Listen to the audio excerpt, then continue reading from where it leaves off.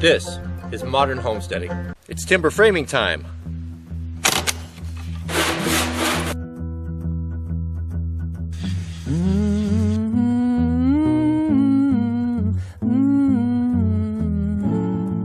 So we're all set up in the shop and ready to go. We've got our raw materials here for phase 1 of the timber framing project.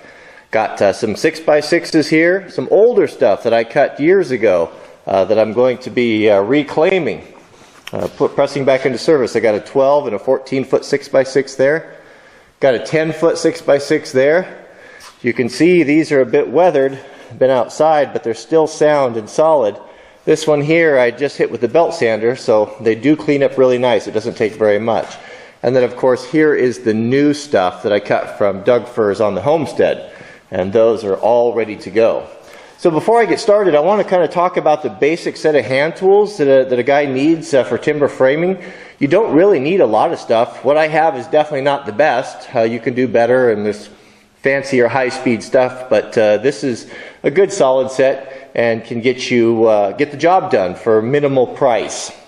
So let's go over these and a little bit about sharpening our tools and get ready. The first thing we'll do is to square the edges and start our joinery. So everything starts with the layout, and of course the one tool that is essential is a combination, is a regular square, Stanley square. The reason why these are made the way they are, the 1.5 by 2 inch, these were made for timber framing. These are the widths of the mortises, so you use this to measure up mortises. So a good regular square is essential, and that's really all you need for a measuring device in addition to a tape measure. And one thing when you're considering a tape measure for timber framing, of course the industry standard are the Stanleys, and I love the Stanleys as far as easiness to read, durability. They're the best. They're my favorite.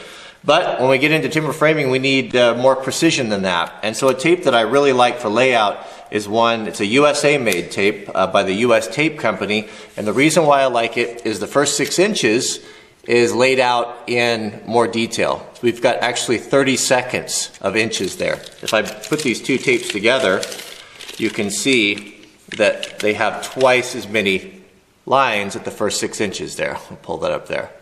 That is takes a lot of the guesswork out of it. So I would recommend something that's easy to read. About a 25-footer is enough, 30-footer is enough, but with the 30-second hashes. To expand on that, a nice stainless steel ruler is really nice for layout. You get a little bit better precision, and you're not having to deal with the bendy tape. And this is really nice to have, but not necessary. And of course, some sort of a combination or angle ruler or square, like these squangles you can use for figuring your rafters is nice. You can use a speed square. And another tool that I like, I just kind of use a combination of all these as I think these are little combination squares. These are really nice for measuring depth, keeping track of things. A good carpenter's pencil. I might recommend a regular small, more of a number 2 type of pencil. You can get a finer point on it than a heavy duty carpenter's pencil. And what I typically do for layout is I use a razor knife, because when I'm laying these out, instead of using the fat pencil, which the pencil mark can be almost a 32nd of an inch, I will use the razor knife to cut in there. And when I cut the membrane of the wood, that leaves me a nice clean edge that I can actually lay my chisel in. So I get real precision with that. The best razor knives out there, go with a really simple one. Don't go with one with a retractable handle. They're big and clunky and rattly. Is these Orcons. The reason why these are so good is that you have no blade play in them. They lock up tight. Where the traditional Stanley, which most of us have, this is a fail on Stanley's design group. Look at that, a blade that wiggles around. What's the point of that? That's not necessary. You just don't need that. I hate that. I hate the tools that rattle. I like the precision of the Orcons. I think these are made for carpet layers. So moving on to the chisels. Whoops. The timber framing chisel is the bread and butter of the whole thing. This is where you need to spend your money.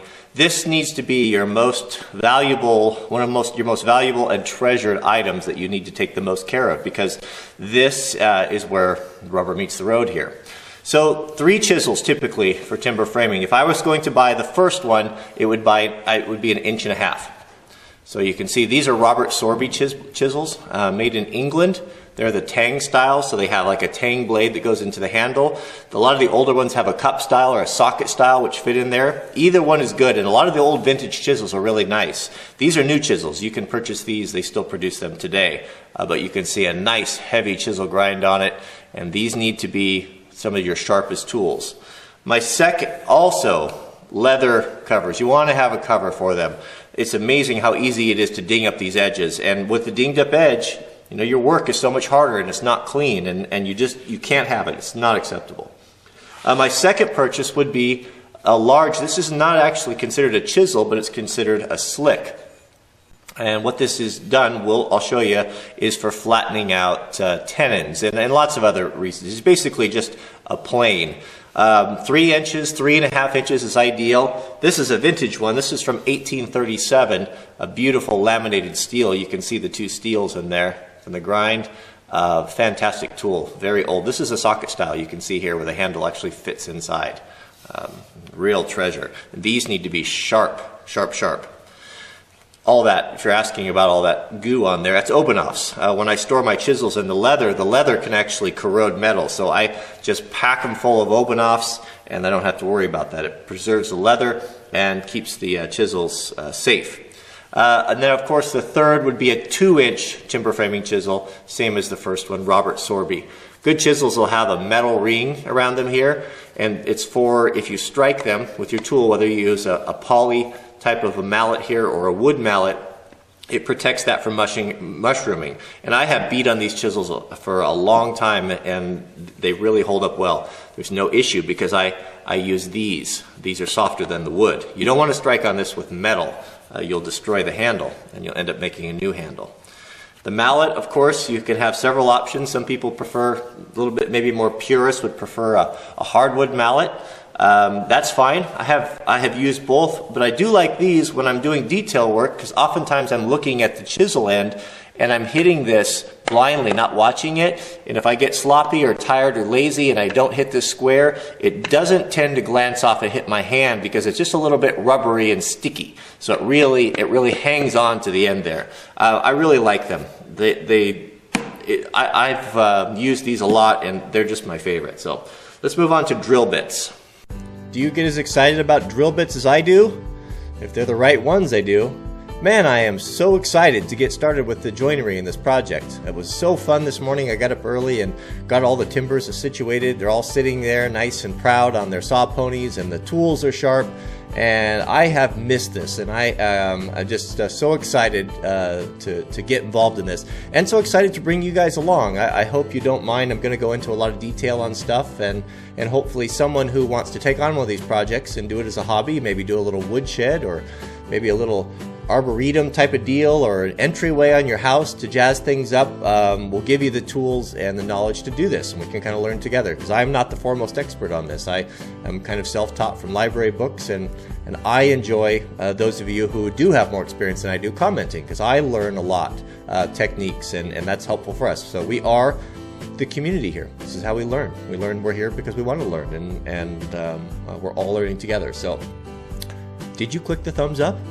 Please do. Please, if you want to support the channel, it's the best way. It's really helpful for me and my family, and it helps get the word out, and helps people find the videos that might be looking for wholesome family entertainment that's safe for all ages.